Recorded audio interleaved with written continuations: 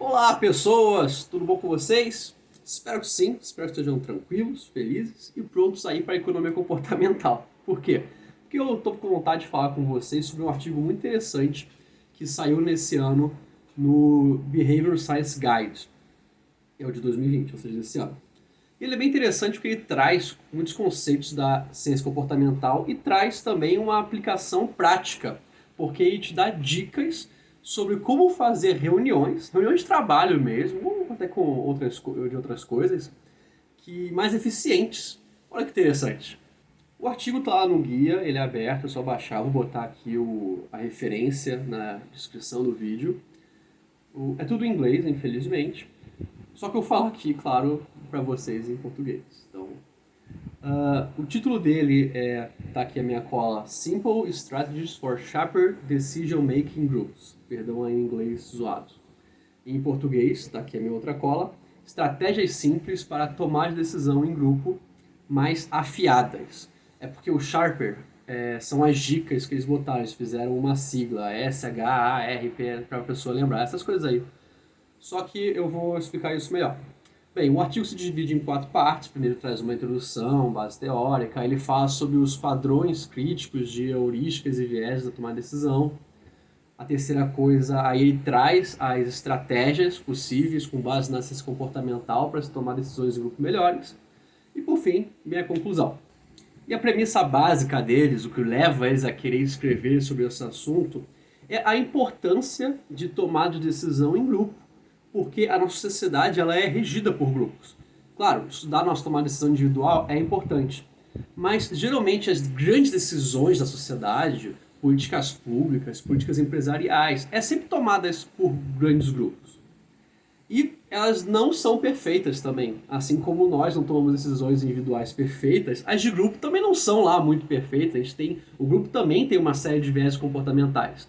E é isso que eles vão abordar e que eles vão trazer também como alguns conselhos de como driblar esses problemas gerados pelos vieses em decisões de grupo. Vou passar aqui para vocês. Inclusive, trazendo aqui uma frase que eles iniciam no artigo, eles pegaram a frase de um livro, que é: a loucura é a exceção nos indivíduos, mas é a regra nos grupos. Eles querem dizer aqui que os seres humanos em grupo, eles normalmente fazem decisões bizarras, no mínimo. Só que aí tem como você questionar um pouco essa frase, tem que definir o que é loucura. Nos indivíduos nós também vemos muitas decisões loucas e que não é exceção à regra. Mas é uma frase interessante, eu achei bonita a frase. Aí entrando de fato na ciência comportamental, o artigo ele considera quatro vieses como sendo os mais críticos para as decisões em grupo. O primeiro deles é o viés da disponibilidade, depois tem a negligência da taxa básica, aí vem o viés da confirmação e por último o excesso de confiança. A heurística da disponibilidade, o viés da disponibilidade, as pessoas conhecem um pouco bem ele. Esse daqui, a gente é muito influenciado, a gente julga a probabilidade de um evento acontecer muito com base na nossa memória prévia, na nossa memória recente. Então, se a gente aconteceu alguma coisa recentemente, sei lá, você foi assaltado perto de onde você mora, você vai automaticamente calcular a probabilidade de você ser assaltado de novo lá muito mais forte, o que estatisticamente não seria o mais correto a fazer. Esse é o viés da disponibilidade. Aí o segundo é aquele nome bonito que estava lá, a negligência da taxa base, ou tem um outro nome, acho que ele também é conhecido como heurística da representatividade. Aí esse aí pode ser que já tenha ouvido falar, então esse nome é um pouco mais conhecido. E eu também gosto de chamar do viés dos fatos versus boas histórias. Por quê? Essa heurística é que nós temos uma tendência a nos relacionar mais com uma boa história e com dados, com fatos. É aquilo de quando você vê uma notícia, você se prende muito mais no título e na história bem contada e você não está muito interessado em ver se a amostra que eles usaram para verificar aquilo é adequada, se a técnica foi bem feita para apurar aquela notícia. Então a gente é muito mais impactado por uma boa história na hora de você considerar o que vai acontecer, tomar a sua escolha. Isso a gente vê o tempo todo, né? Então essa é a heurística da representatividade. E agora o terceiro viés é aquele, o da confirmação. talvez um dos piores para a sociedade atualmente, e talvez você já tenha ouvido falar dele. A explicação dele é bem simples, na verdade. É quando as pessoas estão atrás de informações novas, ou então recebem uma informação nova, ela está muito mais propensa a aceitar essa informação, a disseminá-la, a concordar com ela, se ela está em acordo com os seus preconceitos, com as suas crenças, com as suas visões de mundo. Então, se você vê alguma coisa que vai em acordo, uma notícia, uma informação, alguma fala, se ela está em acordo com o que você já acreditava, com o que você já concordava, é muito mais provável, a tendência é muito maior que você vá disseminar aquilo, que você vá aprovar aquilo, que você vá compartilhar aquilo. E o contrário também é verdade. Se aquela notícia, aquela informação vai em desacordo com o que você acreditava, é muito mais provável que você negue aquilo, que você fale que é fake news. E, de novo, é um outro viés que tem a ver com a nossa inabilidade estatística, a nossa inabilidade de olhar lá a técnica da notícia, da informação, como que eles visualizaram aquilo, o que eles usaram para chegar àquele resultado. Aí nós geralmente acabamos usando esse afeto pelas nossas crenças passadas para dizer se aquela notícia é válida ou não. Isso serve para outras coisas também além de notícia, só que notícia é o exemplo mais óbvio. Então esse aí é o viés da confirmação. E o quarto viés é o excesso de confiança. A explicação dele está no próprio nome. As pessoas têm uma propensão a acreditar que a sua habilidade está acima da média.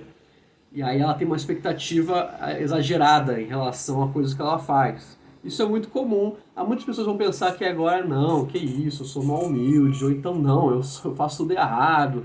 Mas isso daí não é bem assim, não é essa autoconcepção de você mesmo. É realmente que a gente tem uma ideia não consciente de que a gente faz as coisas acima da média. Isso já foi visto em diversas pesquisas. Normalmente perguntam às pessoas sobre a habilidade dela em alguma coisa, tipo dirigir, e a gente sempre acha os mesmos resultados. Quando a gente pesquisa se uma quantidade de pessoas, sei lá, 1.000, 3.000 pessoas, e vai perguntando para elas, você acha que se dirige, as suas habilidades como motorista são acima da média? Mais de 90% geralmente fala que é acima da média, o que é estatisticamente impossível, né? Se 90% é acima da média, onde é que está essa média? Então, essa desconfiança é muito presente, mais do que você imagina. E quando nós estamos em grupo, a gente acaba tendo talvez decisões mais interessantes, muitas vezes. O grupo, às vezes, pode identificar vieses de outras pessoas, só que ainda não é uma perfeição, porque existem alguns vieses, algumas consequências desses vieses que acabam se acentuando principalmente em grupos. Então, a gente vai ver aqui nas dicas que eu vou passar para vocês, que são baseadas no artigo, o próprio artigo dá essas dicas, que um grupo pode passar por alguns problemas acarretados por esses vieses, de ter alguma informação muito recente na cabeça do grupo ou da liderança do grupo, isso é uma grande questão, ou então da gente ter um excesso de confiança no poder de decisão do grupo ou na atuação do grupo no futuro, ou então o grupo já ter uma crença pré-estabelecida e aí o viés da confirmação acaba fazendo com que o grupo chegue a conclusões com base nessa crença pré-estabelecida. Às vezes não precisa nem ser todo mundo ter essa crença, mas a maioria ter essa crença, ou então os colaboradores com maior senioridade, com maior cargo ter essa crença, aí pronto. Aí já acaba caindo nesses vieses, e aí as decisões tomadas pelo grupo podem não ser as melhores. Aí, como eu disse, o artigo separa algumas dicas para decisões em grupos. 7 dicas. São bastante, né? Algumas são bem interessantes e até poderia chamar inovadoras. Algumas são até um pouco óbvias, só que é importante ser dito. A primeira que eles trazem é que grupos menores funcionam melhor. Se você quer tomar decisão em grupo, aquela ideia de mais cabeças pensam melhor, não é uma verdade plena. Você tem que, se for um workshop, ou então se for alguma coisa com várias atividades, aquele negócio cheio de post-it, aí tudo bem, vou trazer várias pessoas para contribuir pode trazer benefícios. Só quando é um grupo para fazer discussão, para tomar decisão, ter lá 20 pessoas vai ser caos. Apenas isso. E aí a maioria não vai falar, então não é bom. É difícil você determinar uma quantidade perfeita de pessoas, mas o artigo sugere de 3 a 4 pessoas para ser um grupo que tome decisões. O artigo inclusive menciona um estudo que demonstra que grupos de 7 pessoas para cima já tem um incremento absurdo de excesso de confiança na capacidade de realizar o que eles estão planejando realizar. E isso não é necessariamente bom. Sim, nós temos que ter motivação, autoconfiança, mas essa confiança é outra coisa. Essa confiança é você acreditar que você vai terminar o seu projeto lá, o grupo vai terminar o projeto em 3 meses, só que se você fizer uma breve pesquisa de projetos semelhantes, você vai descobrir que a maioria dos grupos demora no mínimo 1 ano para terminar um projeto desse jeito. Aí é o quê? Excesso de confiança. E isso vai ser ruim porque você vai criar uma meta e você não vai conseguir bater essa meta. A segunda dica é que a heterogeneidade supera a homogeneidade. Ou seja, o ideal desses grupos aí, de 4 pessoas para tomar decisão, é que essas pessoas sejam diferentes. Sejam de áreas diferentes, sejam de pensamentos, de vivências diferentes. Porque elas vão ter experiências diferentes para compartilhar a decisão e a troca vai ser muito maior. Então, eles até mencionam também pesquisas mostrando que grupos muito homogêneos, ou seja, todo mundo com a mesma cabeça, incrementam o excesso de confiança. As pessoas tendem a, como todo mundo está achando que vai ser daquele jeito, então a ideia é que vai ser incrível. E nem sempre é. E um ponto legal é que o artigo ele é bem sincero. Ele explica que também depende do objetivo do grupo. Quando o objetivo é tomar uma decisão relativamente nova, ser criativo, realmente temos que seguir essa regra da heterogeneidade, de pessoas diferentes e diversas. Mas se for um grupo que tenha que realizar um trabalho sistemático, um trabalho que não tem que pensar muito, que é para você fazer, aí então você ter pessoas iguais acaba sendo até mais produtivo. Isso daí, inclusive, é muito recorrente em pensamento militar. Pensamento militar são grupos que têm que fazer a mesma coisa de uma maneira frisando a perfeição, então a ideia é que as pessoas sejam parecidas. A terceira dica é talvez a minha favorita, que é nomear um dissidente estratégico. O que significa isso? É você ter um advogado-diabo. Você tem lá o seu grupo com 4 pessoas e eles estão lá pensando em novas estratégias, pensando em ideias. Quando você tem esse grupo aí, não tem um dissidente estratégico, tá lá os 4 normal, e um deles fica levantando a mão e dizendo: eu acho que isso pode dar errado, eu acho que não é bem assim, você pensou que isso pode ser ruim. Muitas vezes rola uma pressão social em cima dessa pessoa, e aí o grupo acaba se irritando com ela, e manda, putz, para de falar, tá agorando e tal. Isso é muito comum. Esse talvez seja o meu favorito, porque isso acontece comigo. Eu sou o cara que nas reuniões fala: olha, não sei se é bem assim, isso pode dar errado. E as pessoas ficam: para, moleque, vamos ser motivacional, tal. Acontece. Aí qual que é a ideia? Esse dissidente estratégico é basicamente um advogado do diabo, que o grupo elege uma pessoa para ser esse advogado do diabo. Então, fulaninho, o seu trabalho é você ver os possíveis problemas desse projeto, e você levantar e falar os possíveis problemas. Então, isso remove a pressão social da pessoa se sentir mal fazendo isso, ou então o grupo se sentir prejudicado com essa pessoa. Por quê? Porque foi o grupo que decidiu. Foi uma decisão democrática. Então a pessoa se sente autoconfiante para esboçar o que ela está achando de errado, e o grupo não sente ela como sendo um estorvo. Ela está fazendo o que ela foi designada para fazer. Eu acho essa ideia fenomenal. A próxima dica é a classifique as opções de forma independente. Essa daqui é muito interessante e é uma das mais difíceis de aplicar na minha opinião. Por quê? Qual que é a base para essa dica? É que as pessoas, normalmente em reunião, tem alguém lá que tem mais senioridade, que é um cargo mais elevado, pode ser um chefe e tal. E aí o que acontece geralmente? Esse chefe aí tá lá com a sua grande autoestima e com, sabe, sente livre para dar sua opinião, sempre, quase sempre assim. Enquanto as pessoas de cargo mais baixo ficam mais com o pé atrás, porque ela quer impressionar, tem uma pressão maior para dar a opinião dela. Aí geralmente o chefe fala o que ele acha e todo mundo concorda. Nossa, incrível, nossa, que ideia excelente, nossa, que ótimo. E a galera de cargo mais baixo às vezes até percebe: acho que vai dar ruim isso, e achei a ideia ruim. Só que não quer falar, porque não quer desagradar o chefe, porque o chefe controla o teu pagamento no final das contas. E aí, qual que é essa ideia aí da opção de forma independente? É difícil ser aplicada, mas é possível. é que quando você chegar o momento de dar as ideias sejam feitas de forma anônima. Isso pode ser feito desde com papel e lápis, ou então usando aplicativo de você botar de forma anônima, que fica aparecendo na tela do computador, lá as opiniões. E as pessoas julgam essas ideias anônimas, sem saber quem foi que deu, se foi o estagiário ou se foi o CEO. Isso aí tira bastante desse viés aí daí de colocar carga na pessoa. Aí você esboçando as opiniões, as ideias de forma anônima, você está garantindo que haja realmente um apreço pela ideia e não pelo cargo que a pessoa desempenha. E a próxima dica é a responsabilidade, a ideia de compartilhá-la coletivamente.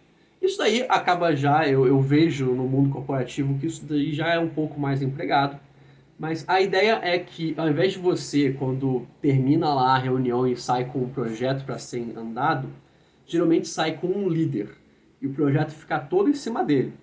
Aí isso aí o artigo até menciona que isso acarreta em excesso de confiança também por parte da pessoa, isso pode gerar toda uma falha de expectativa. E a dica que eles estão dando aqui é de você deixar essa responsabilidade pelo projeto de maneira coletiva, não é só de uma pessoa, é de várias pessoas. Eles até dão uma dica de como fazer isso, mas aí é realmente, na minha opinião, isso aí é mais para ser feito se realmente tiver com uma dificuldade das pessoas enxergarem que a responsabilidade do projeto é de todos e não só do chefe. Eles sugerem de você fazer realmente um termo escrito para todos que a serem responsáveis do projeto e todos assinarem. Aí quando você faz isso também tem uma série de estudos mostrando que esse ato de você assinar alguma coisa, você toma aquilo para si, aquela responsabilidade.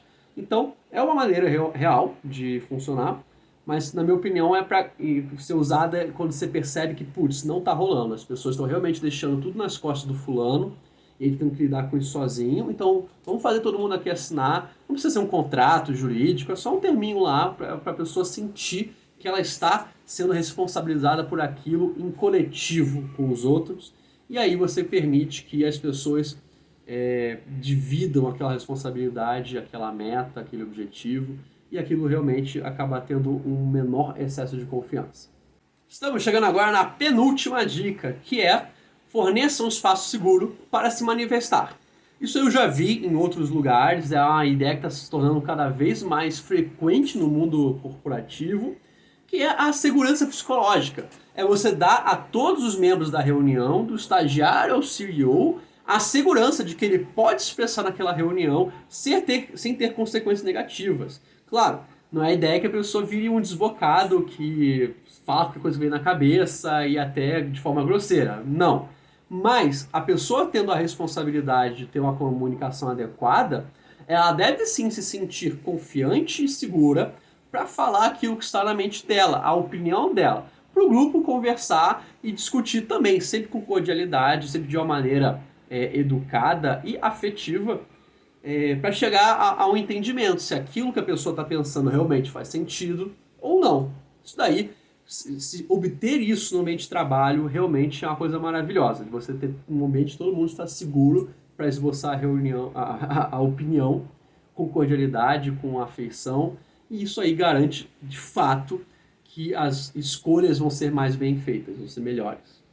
Agora a última dica, se trata de especialistas. A ideia é manuseá-los com cuidado. Por quê? Porque é muito comum no mundo corporativo, qualquer lugar na verdade, quando você chama um especialista para reunião, para ser consultor, alguma coisa assim, para ajudar, você dá muito cargo, você dá muito peso à inteligência dele e você quer que ele ajude em tudo, inclusive em coisas que não são do território dele. E muitas vezes ele acaba fazendo isso, porque ele não quer que pegue feio para ele, que pegue mal. E qual que é a ideia? A dica em si. É quando você pensa em trazer um especialista, ótimo, isso pode ser muito bom. Mas determine antes, para você, para a instituição, qual o objetivo dele estar ali. O que vocês querem dele, exatamente. E até quando tiver acertado isso, compartilhar isso com ele. Ó, você está lá para isso, isso e isso. O resto é com a gente. Para justamente não ter esse impacto possivelmente negativo do especialista acabar botando o dedo em coisas que não são da área específica dele. Então a ideia é que você saiba sempre quando você chama um especialista do motivo de você estar chamando ele e o objetivo. É super interessante trazer isso, que tem até um viés, um efeito que não foi mencionado anteriormente, que é o efeito halo. Qual que é a ideia dele? Nós temos a propensão de quando vemos uma característica positiva numa pessoa, a gente generaliza isso para outras. Como assim? O exemplo mais comum é da beleza. Quando você vê uma pessoa que ela é muito bonita, você tende a acreditar, isso é uma característica positiva, né, socialmente, você tende a acreditar que ela é muito boa em outras coisas também. Você pode falar assim, ah, mas Antônio Matheus, eu nunca fiz isso, eu não tenho esse pensamento de, nossa, a pessoa é bonita, então ela deve ser muito boa em xadrez, ou muito inteligente, ou então muito profissional. De fato, você não tem isso conscientemente. Quase sempre o que eu falo aqui das heurísticas e viés é algo não consciente. Então você não tem a capacidade, nem eu, nem ninguém tem a capacidade de você observar que você está fazendo isso. Bem, então o que as pessoas fazem, no caso dos especialistas? Como ele é muito, tem uma característica muito positiva, que é a inteligência, a especialidade dele, aí você tende a trazer isso também para outros pontos. Às vezes na hora de você organizar o projeto, o cronograma, sei lá. Aí você pode querer também a opinião dele porque você acha que ele vai ser incrível nisso também. Mas não necessariamente pode ser isso, pode ser outra coisa. Pois bem, eu espero que você tenha entendido aqui a ideia do especialista, de você manuseá-lo com cuidado e com a especificidade da especialidade dele. Pois bem, é isso. O artigo é super interessante, achei que valia a pena trazer ele aqui a público, falar um pouco sobre ele, eu gostei, porque ele traz muita aplicação. Esse Behavioral Science Guide de 2020, os artigos ficaram bastante nisso, em trazer alguma aplicação para a ciência comportamental, coisa que eu gosto bastante, que eu tento sempre produzir. Então, espero que tenha gostado. Se gostou, faz aquele repertório aí, cara. Faz aquele roteiro do YouTube, das mídias sociais, curte, compartilha, comenta, fala o que você achou. Já teve alguma reunião de trabalho que você acha que alguma dessas dicas teria ajudado a reunião de alguma forma? Comenta aí, compartilha, que eu comento embaixo, a gente conversa e a gente segue aí aprendendo sobre a ciência do comportamento. Então, falou, tchau, tchau.